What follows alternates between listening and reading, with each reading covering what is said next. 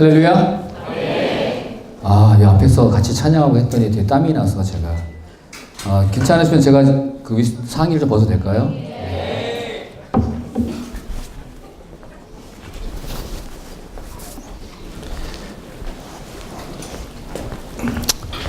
할렐루야. 제가 제 자신의 소개를 잠깐 하고 시작했으면 합니다.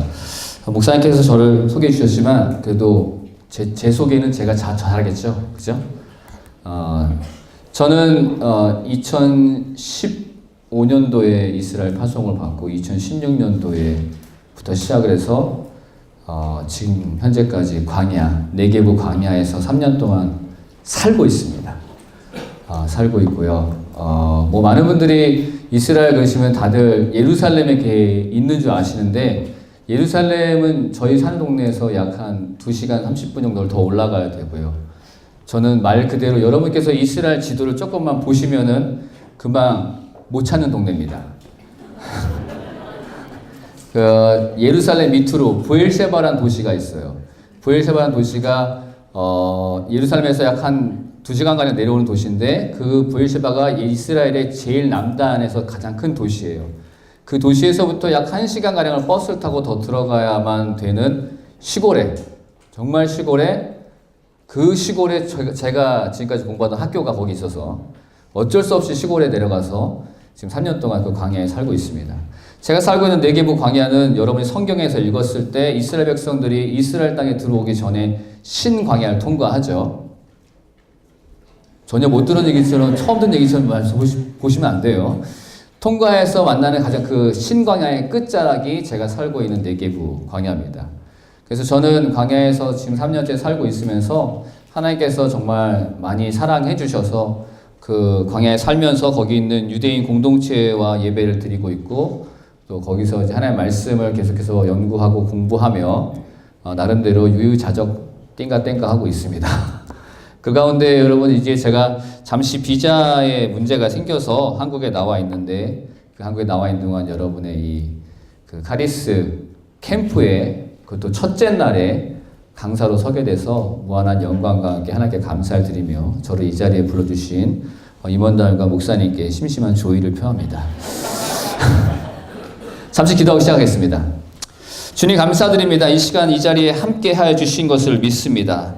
우리가 바라고 뜻하는 것이 아니라 하나님께서 기회를 만드시고 그 자리 가운데 불러주시고 그 가운데 역사하시는 분이심 우리가 믿습니다. 이 자리에 카리스 첫째 날 이 시간에 하나님의 말씀을 함께 나누고자 합니다. 주께서 이 종의 입술을 주관해 주셔서 제가 말하는 것이 아니라 성령께서 내 안에 부어주신 그 말씀으로서 나눌 수 있도록 하옵시며 하나님의 말씀을 전함에 있어서 주 성령께서 모든 걸 주관하시는 시간이 될 수 있도록 축복하여 주시옵소서. 감사를 드리며 주 예수 이름으로 기도드렸습니다. 카리스 철야의 주제가 뭐였죠? 성령 충만인가요? 아니잖아요. 지덕체라고 했던가요? 성령 충만 지덕체. 예, 지덕체에 그래서 저는 굉장히 많은 고민을 해봤습니다. 성령 충만해서 과연 오늘 무슨 말씀을 전할까 했는데 오늘 여러분과 함께 나눌 말씀은 사도행전 2장 38절에서 41절까지의 말씀입니다.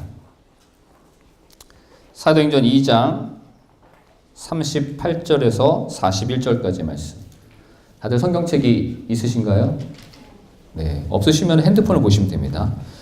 저희는 아주 훌륭한 세대에 살고 있어서 스마트폰으로도 성경을 볼 수 있는 그런 시대에 살고 있죠.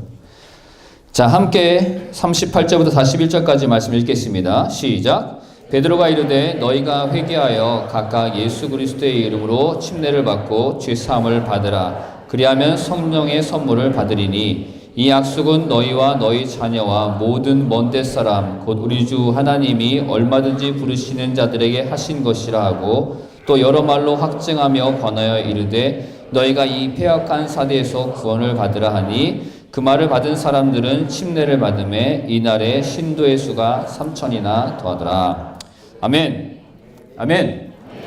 이제 여러분 이 말씀은 여러분이 너무나 잘 알고 있는 말씀 중에 하나인 사도행전에 나오는 말씀입니다. 사도행전의 오순절날 사도들이 그 자리에 있었던 수많은 유대인들에게 복음을 전했을 때 일어난 사건이죠. 근데 이 사건에 대해서 여러분에게 먼저 몇 가지 명확하게 사실, 팩트를 먼저 전하고 나서 그 다음에 이 말씀에 대해서 은혜를 나누고자 합니다. 첫 번째 제가 물어보겠습니다. 자, 오순절 성령 사건 다 아시죠? 모르시면 이건 되게 이상한 거예요. 교회 좀 웬만큼 다녔으면 다들 들어봤을 거예요. 그죠? 자, 오순절 성령 사건은 어디에서 있었던 사건일까요? 네, 많은 분들이 마가의 다락방이라 말씀하시죠. 예. 근데 여러분들 이 마가의 다락방이로 알고 계신 많은 그것이 사실은 사실이 아닙니다. 왜냐하면요, 여러분들이 성경을 읽을 때 우리는 그냥 읽어요. 그쵸? 성경을 읽을 때 왜 어디서 이 사건이 어떻게 일어났으며 무엇 때문에 일어났으며 어떠한 방식이 일어났는지를 고민하지 않아요. 그냥 그렇다고 하니까 그래요. 여러분들이 마가의 다락방이라 하는 이유도 여러분께서 지금 저에게 사도행전 2장 오순절 성령 사건이 임했던 장소가 마가의 다락방이라는 곳을 딱 찍어서 저한테 말씀해 주시면 제가 믿을게요. 사도행전 2장 1절 보겠습니다.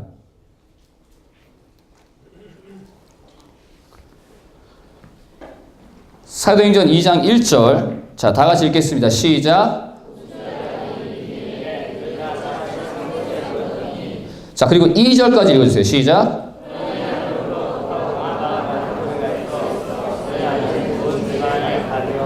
자, 여기 보면은 뭐라고 써 있어요? 오순절날 임에 그들이 다 같이 한 곳에 모였더니 호련히 하늘로부터 급하고 강한 바람 같은 소리가 있어 그들이 앉은 온 집에 가득하며 라고 써 있습니다. 그죠? 자, 성경을 읽을 때 우리가 말씀을 볼 때는요, 여기서 말하는 그들이 누구인지를 알아야겠죠. 그들이 누굽니까? 예수님의 제자들이죠. 그죠?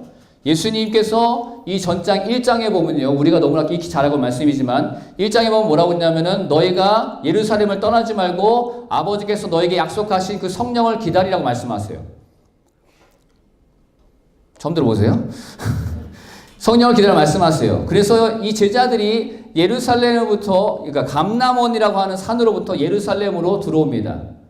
자, 예수님께서는 감람산에서 승천하셨어요. 그래서 예수님 승천하신 이후에 제자들이 감람원으로부터 예루살렘에 들어와서 1장에 보면은 말미 부분에 그들이 어디에 모였냐면 마가의 다락방. 즉 원래는 그냥 다락방, 한 다락방이라고 써 있는데 제자들이 예수님과 함께 유월절을 지냈던 다락방이기 때문에 마가의 다락방이라고 하는 거예요. 그 다락방에 모여서 그들이 뭘 했느냐 하면은요, 12번째 제자 가룟 유다 대신에 마띠아라고 하는 제자를 뽑아요. 제비를 통해서. 알고 있죠? 다 아는 분들이죠? 네, 그쵸? 그 마띠아를 뽑은 사건이 마가의 다락방이에요. 그러고 나서 그들이 한 곳에 모여서 함께 기도했다라고 써놓고 그 다음 2장에 오순절날 이름에 그들이 한 곳에 모였더니 라고 하니까 우리는 통밥으로, 그쵸? 그 전장에서 마가의 다락방에 모였으니까 그 다음에는 통밥으로 여기도 마가의 다락방이라고 생각을 하는 거예요. 많은 분들이 그렇게 오해를 하고 그렇게 해석을 하고 이야기를 했어요. 근데 잘 들어보세요. 이 성경에 읽을 때는요, 이 사람들이 원래 누구인가를 생각해 봐야 돼요. 제자들이 원래 누구였어요? 제자들이 원래 어느 태생이었어요? 어느 나라 사람이에요? 어느 네 사람이에요? 그리스 사람이에요? 이태리 사람이에요? 한국말 쓰니까 한국 사람이에요? 아니죠. 원래 제자들은 유대인들이에요. 이스라엘 사람들이에요. 유대인들에게는요, 특별히 지켜야 될 몇 가지의 규율들이 존재했었어요. 그걸 우리는 율법이라고 불러요. 그 율법이라 부르는 것 중에 유대인 남자들이 반드시 지켜야 될 게 무엇이냐면요, 여호와의 절기라고 하는 세 절기를 지켜야 되는 거예요. 그 세 절기가 성경에는 유월절, 오순절, 그리고 초막절이라고 나와 있어요. 자, 이 세 절기 때는요, 하나님께서 뭐라고 그러냐면 내가 정한 그곳에 너희 남자들, 이스라엘 백성 모두 다 너희 남자들은 나에게 예물을 가지고 와서 너희의 얼굴을 보이라라고 하셨어요. 하나님께서. 그래서 이 세 절기 때 유대인들은 반드시 어디를 가야 되느냐? 하나님이 정하신 곳에 가야 되는 거예요. 그곳이 어디예요? 예루살렘 성전인 거예요. 그렇다면은, 자, 오늘 2장 1절에 보면요, 우리에게 중요한 키워드가 나와요. 오순절날이 이름에 나와 있어요. 아까 얘기했죠. 세 절기 중에 중요한 절기 세 줄 중에 하나가 오순절이라고 했죠. 그럼 오순절날 제자들이, 유대인인 제자들이 다 한 곳에 모였다고 그랬어요. 그럼 어디겠어요? 예루살렘 성전인 거예요. 이게 중요한 키워드입니다. 왜냐? 오순절날은요, 오순절 성령의 사건은요, 그냥 아무 데서나 아무 때나 아무렇게나 임했던 사건이 절대 아닌 거예요. 하나님께서 부르신 백성들, 하나님께서 정하신 백성들이 하나님께서 말씀하신 그곳에 모여야 받을 수 있었던 게 성령의 사건인 거예요. 자, 그 제자들이 모였습니다. 모여서 뭘 했을까요? 모여서 뭘 했을까요? 모여서 운호했어요? 운호가 뭔지 몰라요? 모여서 뭘 했을까요? 그들이 한 곳에 모였을까요? 자, 유대인들은요, 예배를 드릴 때 뭘 하냐? 기도문을 읽어요. 그들이 항상 기도문을 갖고 다니면서 기도문을 읽어요. 그거는 2000년 전이나 지금이나 동일해요. 바뀐 적이 없어요. 계속해서 유지되어 오는 전통이 그들 안에 있는 게 뭐냐? 기도문을 읽는 거예요. 근데 기도문이요, 그냥 기도문이 아니에요. 왜냐하면요, 이 사람들은요, 성경 말씀을 토대로 한 기도문을 읽어요. 그들이 기도문을 읽는다, 이거 뭘 뜻하냐면요, 하나님의 말씀을 읽는 것, 하나님의 말씀대로 그대로 하나님께 아뢰는 것들을 아뢰는 것이 기도예요. 우리는 기도라고 하면 뭘 생각을 해요? 그냥 내가 필요한 것, 내가 원하는 것, 하나님은 위대하신 분이니까 나에게 이것 좀 주십시오. 혹은 하나님의 나의 간구를 하거나 내가 그냥 하소연을 하는 것 기도라고 생각할 때가 많아요. 근데 유대인들은 다르게 생각을 해요. 유대인에게서 기도는 뭐냐? 하나님은 이 모든 것을 아시기 때문에 하나님이 어떤 분이신지, 하나님이 누구신지, 하나님이 왜 우리를 이 땅에 지으셨는지를 그거를 고백하고 선포하는 게 기도라고 생각을 해요. 그러면 오순절날 이뤘을 때 이들이 앉아서 무슨 기도를 했겠느냐? 예수님께서 제자들에게 뭐라고 하십니까? 너희는 예루살렘을 떠나지 말고 아버지께서 약속하신 성령을 기다리고 있겠어요. 아버지가 누구예요? 하나님이시죠. 그렇죠? 예수님의 아버지 하나님이시잖아요.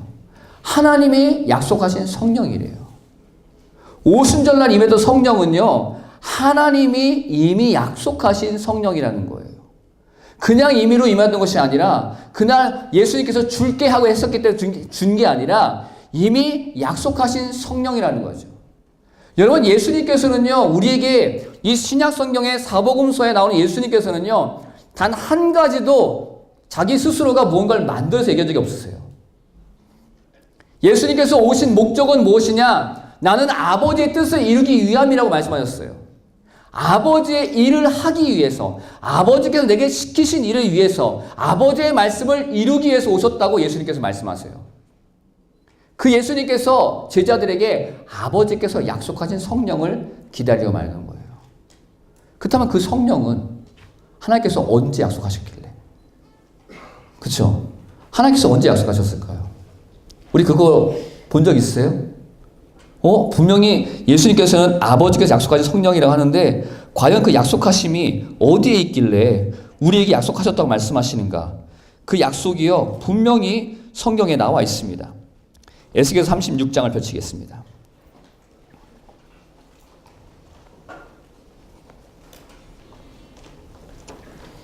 에스겔서 36장 25절에서 28절까지의 말씀입니다.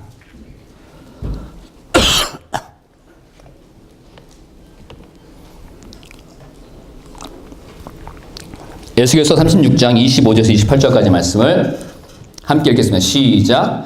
맑은 물을 너에게 뿌려서 너희로 정결하게 하되 곧 너희 모든 더러운 곳에서와 모든 우상 숭배에서 너희를 정결하게 할 것이며 또 새 영을 너희 속에 두고 새 마음을 너에게 주되 너희 육신에서 굳은 마음을 제거하고 부드러운 마음을 줄 것이며 또 내 영을 너희 속에 두어 너희로 너희 일리를 행하게 하리니 너희가 내 규례를 지켜 행할지라. 내가 너희 조상들에게 준 땅에서 너희가 거주하면서 내 백성이 되고 나는 너희 하나님이 되리라. 아멘.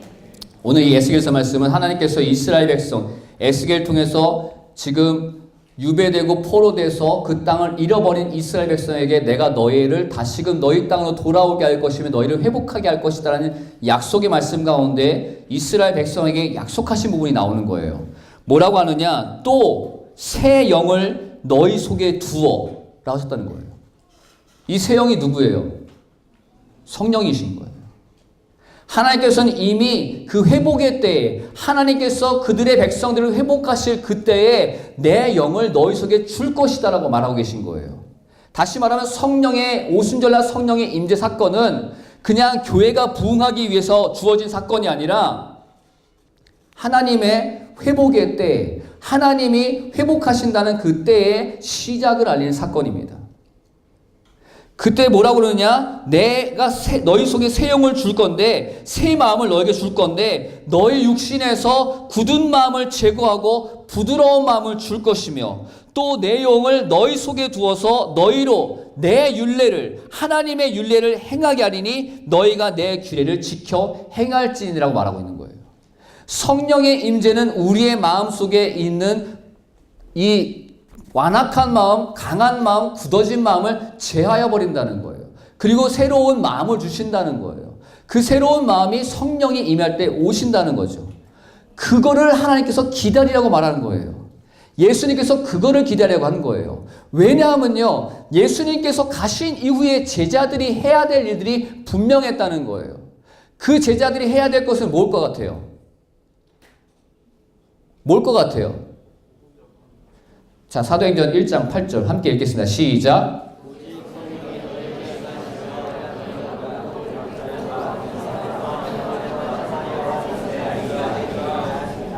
자, 뭐라고 말합니까? 내 증인이 되리라고 했던 거예요.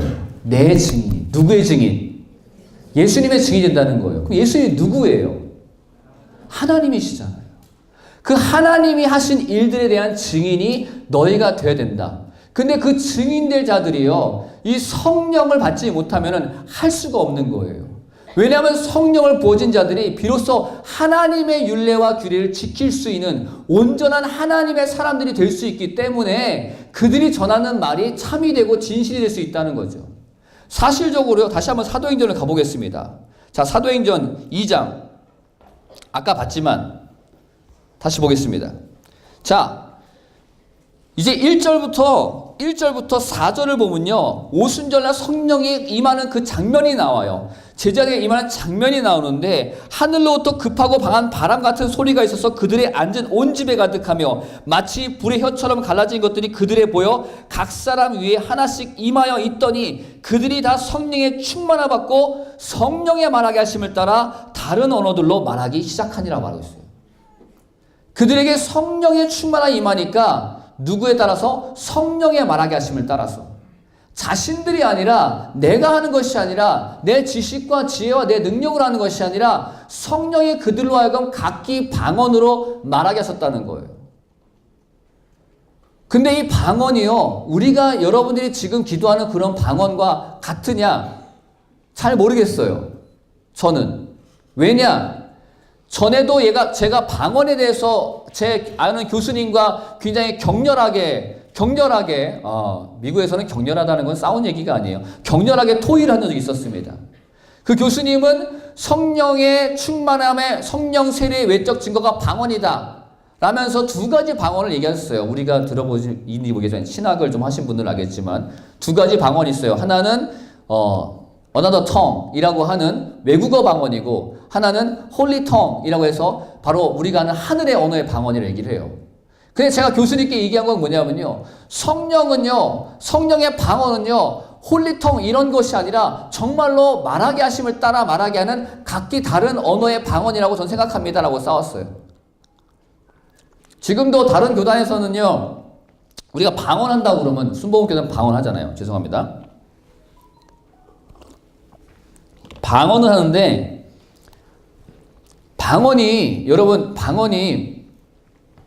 여러분이 하는 방언은 여러분이 이해를 하세요? 방언 해놓고, 방언 기도하잖아요. 그죠? 막 하잖아요. 이해하세요? 내가 뭘 얘기했는지? 이해하시면 좋겠는데, 많은 분들이 이해하시는지 잘 모르겠어요. 제가 물어보니까 다들 표정이 뻥한 게 보니까 이해를 못하고 계신 것 같아요. 바울은 방언을 하는 자들은 반드시 방언 통역을 해야 된다고 얘기하고 있어요. 뭔 얘기냐면요, 오늘 사도행전 1장에 나오는 방언은 우리가 지금 하고 있는 이 방언과 같다라고 할 수 없다는 거예요. 왜냐하면은 그 다음에 5절부터 시작되는 얘기 읽어보면요, 이게 참 재밌습니다.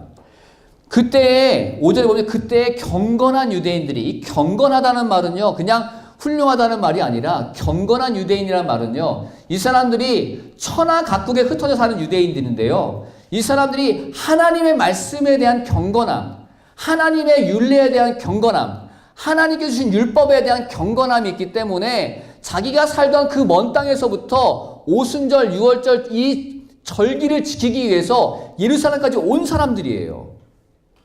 경건하다는 말은 그냥 훌륭하다 이런 정도가 아니라 이 사람들은 그 말씀에 목매어 사는 사람들이에요. 말씀이 하라는 대로 하는 사람들인 거예요. 그래서 이 사람들이 다 어디서 왔느냐?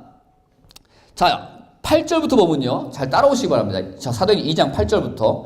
우리가 우리 각 사람이 난 곳 방언을 듣게 됨이 어찌 됨이냐라고 그럽니다.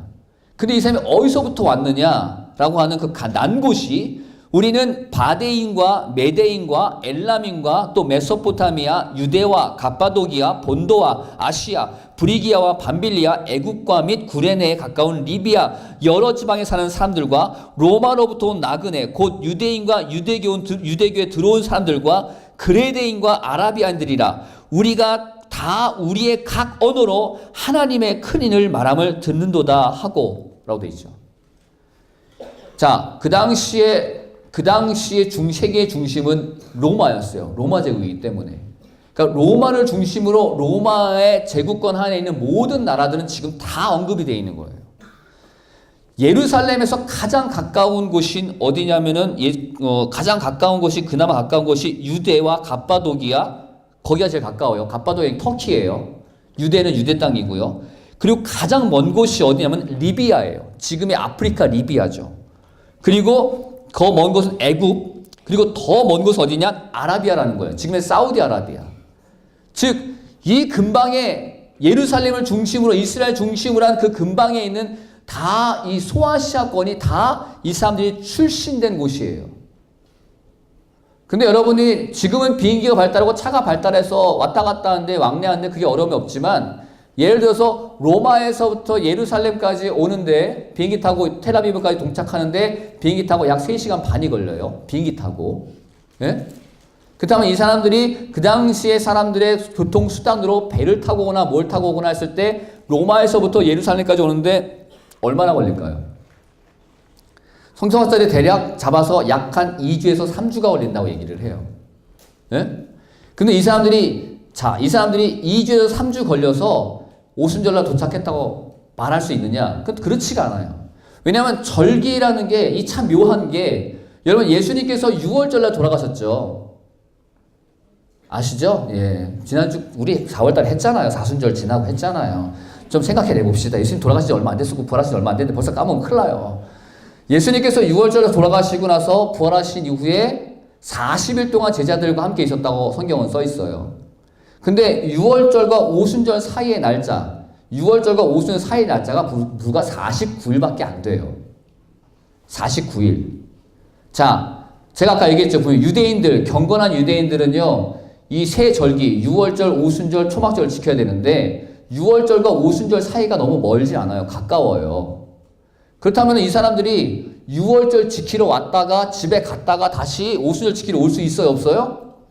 없어요. 그러니까 거진 경건한 유대인들은 자기 집을 떠나서 한 3, 4개월가량을 다 예루살렘 인근 이 지역에 머물러야 되는 시기인 거예요. 그렇다면 이 사람들이 경건한 유대인이니까 자기가 온 땅에서 왔다, 자기 살던 땅에 왔단 말이에요. 근데 여기에서 지금 방언을 하는 사람들, 자기네 나라 말로 방언하는 사람들은 자기네 나라 땅에서 온 사람들이 아니에요. 여기 지금 이 땅 가운데 예루살렘에 살고 있는 사람들이에요. 근데 그 사람들이 성령이 임하니까 방언을 얘기했대요. 그냥 방언을 얘기하는 것이 아니라 방언으로, 각기 자기 나라의 방언으로 뭘 듣습니까? 하나님의 귀한 일들의 말함을 들었다라고 성경은 써 있어요. 놀라운 일들을. 성령이 임하니까 하나님께서 그들의 생각 가운데, 그들의 삶 가운데, 그들의 말 가운데, 그들의 입술 가운데 정말로 말 그대로 뭘 심어준 겁니까? 권능을 심어주신 거예요. 성령이 임하면 너희가 권능을 받고 나서 권능은요, 여기서 드러나기 시작하는 거예요. 병을 고치고 앉은 병 일으켜, 이것이 권능이 아니라 바로 그 순간부터 하나님의 기이한 일들을 각기 다른 언어로 말할 수 있는 권능이 그 자리에 임하기 시작한 거예요. 그리고 그 권능으로 말미암아 그들이 말하고, 그리고 거기에 있는 사람들이 듣게 된 것은 무엇이냐? 하나님의 놀라운 일들이에요.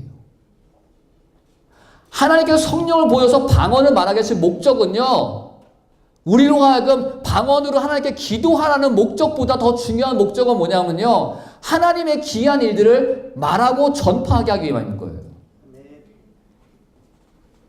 제자들에게 임했던 그 성령의 권능은, 방언은요, 그 자리에 있던 수많은 지역의 사람들, 그리고 그 땅에 예배하러 왔지만 그 땅의 언어를 모르는 사람들에게 하나님의 기이한 일들을 전파하기 위해서, 증인이 되기 위해서 부으신 능력적 사건이라는 거예요. 여러분, 우리가 성령 충만 받고 방언을 말하기 바랍니다. 얘기하시죠? 방언 받으세요. 방언 받으면 좋아요. 뭐가 좋아요? 왜 좋아요? 나 좋으라고 주는 방언이 아니라는 거예요. 성령에 충만하며 나 좋으라고 주는 게 아니에요. 너희에게 성령이 임하시면 우리가 뭐가 돼야 되느냐? 증인이 돼야 된다는 거예요. 오늘 우리가 성령의 충만함을 받자라고 이야기하겠지만, 많은 분들이 오해하고 착각하는 게 뭐냐면요, 미안하지만 죄송하지만 성령 충만함은 우리를 위함이 결코 아니라는 거예요. 근데 놀라운 거는 그 성령이 임하면요, 우리가 변한다는 거예요. 그게 은혜인 거예요. 제자들이 변했어요. 제자들이 그냥 변한 게 아니에요. 예수님께서 40일 동안 같이 있었지만 제자들은 그 성령이 오기 전까지 무슨 일이 일어날지는 상상도 못했다는 거예요. 우리야 지금 성경을 읽고 있어 이들에게 뭔 일이 임하는지 보겠지만, 여러분 그 당시로 가봅시다. 예수님이 죽었지만 부활했지만 아직까지 예수를 믿지 않는 사람들 훨씬 많아요. 내가 예수님 믿었다는 사실에 대해서 박해하고 손깍지라서 훨씬 많다는 거예요.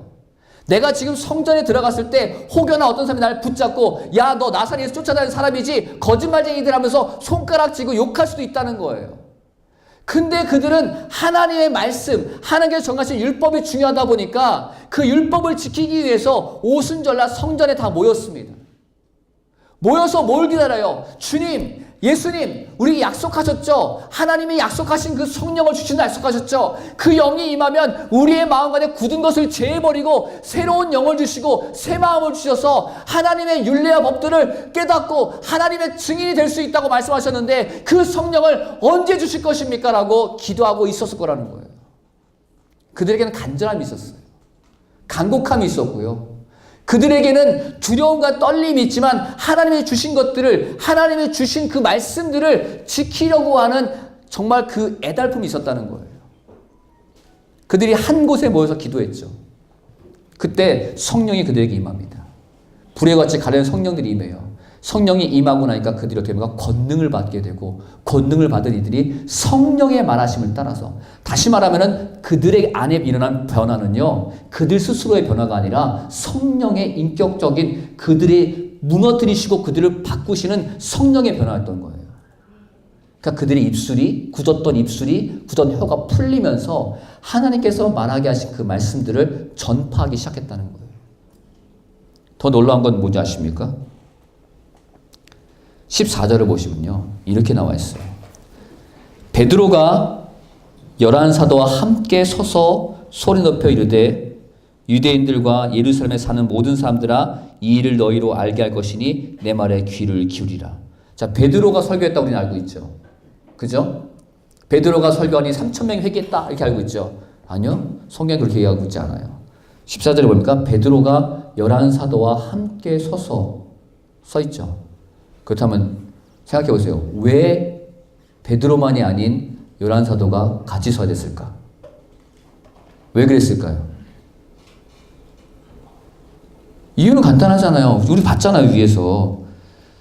지방 출신들이 너무 다양해요. 언어가 다양해요. 이들이 뭘 받았어요? 방언을 받았죠. 그러면 베드로가 설교할 때 11사도는 뭘 했을까요? 동시통역한 거예요. 근데 문제는 동시통역 정도가 아니라 베드로와 똑같은 내용의 설교를 그 자리에서 동시다발적으로 각각의 인종과 민족들을 향해서, 민족 출신들을 향해서 설교하기 시작한 거예요. 이해되십니까? 저는 이 얘기 읽을 때마다 소름이 돋아요. 소름이 돋는 거예요. 왜냐하면 저는 이스라엘 살고 있잖아요. 근데 가끔 종종 예루살렘 올라가요. 예루살렘 올라가면요, 정말 수많은 사람들이 성지순례를 와서 예루살렘을 휩쓰고 다닙니다.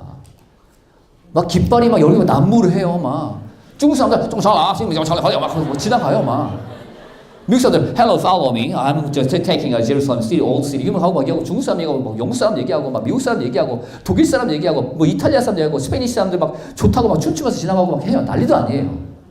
그 수많은 언어나 수많은 이들이 몰려 사는 그곳에서 똑같은 현상이 있는 거야, 지금. 수많은 사람들이 자신이 유대인이지만 살아왔고 태어난 곳이 다양한 거예요. 누구는 히브리어를 모를 수도 있어요. 누구는 히브리어를 읽을 줄 알지만 들을 수는 없어요. 말을 못하는 사람들, 혹은 여기는 더 중요한 건 뭐냐면요, 유대인뿐만 아니라 유대계에 들어온 사람들, 다시 말하면 유대계에 들어온 이방인들이 있다는 거예요. 그리고 거기다가 그레데인, 그리스 사람과 아라비아인, 아랍 사람도 있다는 거예요. 그들이 다 하나님의 기이한 역사들을 그들의 언어로 들었다. 이건 정말 놀라운 사건이거든요. 그러니까 베드로만 설교해서는 안 되는 거예요. 베드로와 함께 11사도가 같이 서서 동시다발적으로 그들이 받은 언어의 은사로서 설교를 쏟아붓기 시작하는 거예요. 그랬을 때 거기서 3,000명에 대한 사람들이 그 이야기 듣고 가슴을 치면서 형제여 우리가 어찌할 거라면서 회개한 역사가 일어났다는 거죠. 누구를 위해서? 하나님을 위해서. 하나님의 나라를 위해서. 제자리에 성령을 받는 순간 뭐가 됩니까? 증인이 된 거예요. 하나님의 증인이 되는 순간 그들에게 놀라운 변화를 일으킬 수 있는 능력을 선포할 수 있는 입술의 권능이 심어졌다는 거죠. 이 영이 그냥 주어진 영이 아니라 하나님께 약속하신 거예요. 베드로 설교하잖아요. 이것은 결코 정말 이상한 일이 아니다. 이것은 요엘 선지자를 통해서 우리에게 약속하신 거다 말합니다. 17절 보십시오. 하나님 말씀하시기를 말세에 내가 내 영을 모든 육체에 부어주니 너희 자녀들은 예언할 것이요 너희 젊은이들은 환상을 보고 너희 늙은이는 꿈을 꾸리라. 그때 내가 영을 내 종과 내 남종과 여종에 부어주리니 그들이 예언할 것이요 또 내가 위로 하늘에서는 기사를 아래로 땅에서는 징조를 베풀리니 곧 피와 불과 연기로다. 주의 크고 영화로운 날이 이르기 전에 해가 변하여 어두워지고 달이 변하여 피가 되리니 누군지 주의 이름을 부른 자는 구원을 얻으리라 하였느니라. 우리가 베드로가 무식한데 와 무식한 베드로가 이렇게 멋진 설교를 해서 생각하시죠? 절대 무식하지 않습니다. 왜냐? 여러분 베드로가요 무식한 것 같죠? 여러분 그거는 베드로가 누구를 따라다니고 누구와 함께 하는지 여러분 종종 까먹기 때문에 그래요. 베드로가 누구의 제자였습니까? 예수님의 제자였죠. 예수님께서 바보 멍청이 데리고 다니실 것 같아요? 예수님께서 바보 멍청이도 천재를 만드신 능력이 있으신 분이에요. 아멘? 아멘 하신 분들은 약간 뭐가 있으신가 보죠? 예수님의 제자로 3년 반을 우리가 얘기하잖아. 서다 함께 사면 품어놓는다. 이 정도가 아니에요. 왜냐? 유대인들은요, 어렸을 때부터 회당을 다녀요. 유대인들은요, 무식하지 않아요. 베드로요, 무식하지 않아요. 왜 우리가 베드로 무식하다 생각합니까? 어부라고? 아니요, 그렇지 않아요. 여러분, 어부란 직업이 상 것이고 낮은 직업이다 여기는 건요, 정말 우리나라식 사고방식, 정말 우리 양반주의 사고방식, 유교적 사고방식에 빠져있기 때문에 그렇게 생각하는 거예요. 이스라엘에 사는 유대인들은요, 어부 뭐 이런 거에 대한 직업에 대한 분부 귀천이 없어요. 그거는 삶의 양식일 뿐이고 그들의 직업일 뿐이에요. 어부라고 무식하다고요? 천만의 말씀이에요. 여러분 그러한 오해를 좀 벗어버리시기 바랍니다. 베드로도요 회당을 다녔고요. 베드로도요 이사야서를 읽었고요. 베드로도요 유대인들의 이스라엘에 대한 회복의 말씀을 다 읽었어요.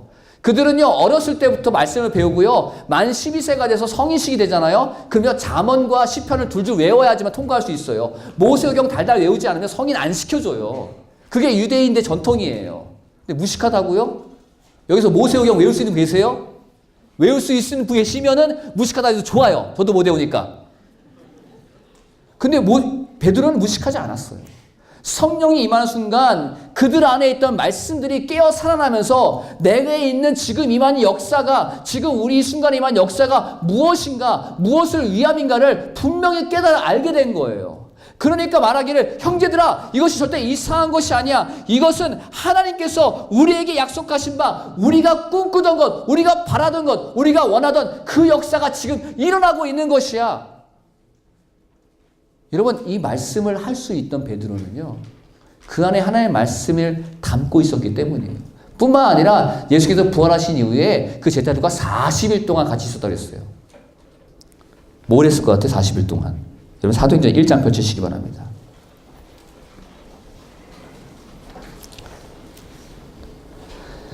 자, 사도행전 1장 2절과 3절 보겠습니다. 자, 보면은 그가 택하신 사도들에게 성령으로 명하시고 승천하신 날까지 이를 기록하노라. 그가 고난받으신 후에 또한 그들에게 확실한 많은 증거로 친히 살아계심을 나타내사 40일 동안 그들에게 보이시며 하나님 나라의 일을 말씀하시느라고 써있어요. 다시 말하면 40일 동안 예수님께서는요, 제자들을 재교육과죠. 너희들이 이제부터 뭘 해야 되는지 재교육하시는 과정이 40일 동안 있었다는 거예요. 40일 동안 데리고 다니면서 한마디로 인텐시브 코스를 과정을 거치시면서 제자들에게 너희가 배운 말씀이 무엇인지, 너희가 보고 들은 말씀이 무엇인지를 다시금 정비하시고 깨우치시고 알게 하셨던 것들이 있었다는 거예요.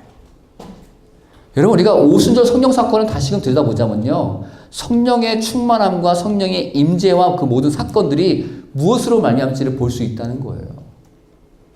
성령의 충만함 말하십니까? 지금 제가 정리해드린 걸 잘 생각해 보세요.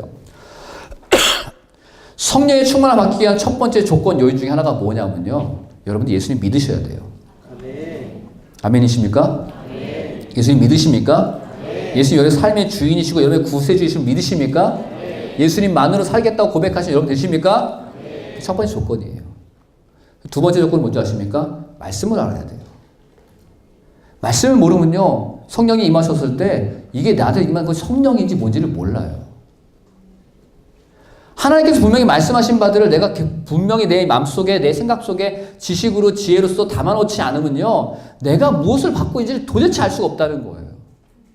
오늘 베드로 보세요. 성령이 임했을 때 난 사람들은 야, 얘들이 세술에 취했어, 이건 이상한 일이야 라고 치부쳤을 때 베드로가 뭐라고 말합니까? 아니다, 이거는 하나님께서 우리에게 약속하신 바 부어주신 그 영의 사건이다라고 분명히 말할 수 있잖아요.